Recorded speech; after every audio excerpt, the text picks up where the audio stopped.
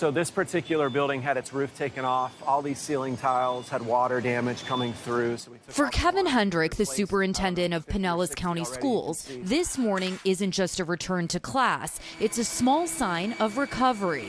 Our number one goal was to make sure students could return, give a sense of normalcy to our community, allow parents to return to work, and we're excited to do that. One of Florida's largest districts, Pinellas schools also act as emergency shelters for the county, housing 6,000 people during Hurricane Helene and more than 12,000 people for Hurricane Milton. Hendrick has seen up close what families in this community have lost.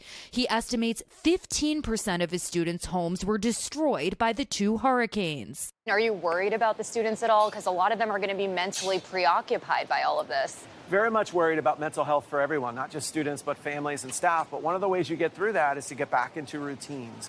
Melissa Simpson and her kids couldn't agree more.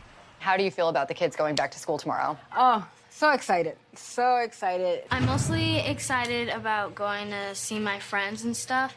But back to school is definitely not back to normal. Hundreds of thousands still have no power.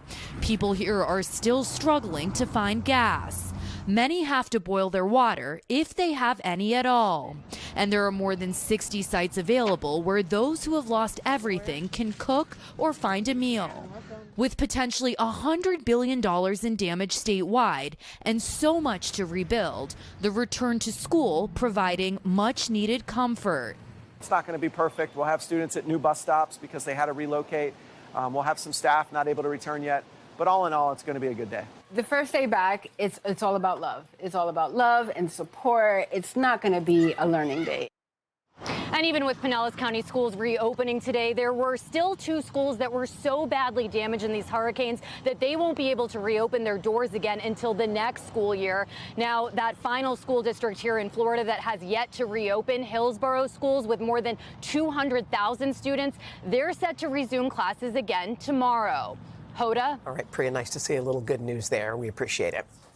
Hey, thanks for watching. Don't miss the Today Show every weekday at 11 a.m. Eastern, 8 Pacific on our streaming channel, Today All Day. To watch, head to today.com/allday or click the link right here.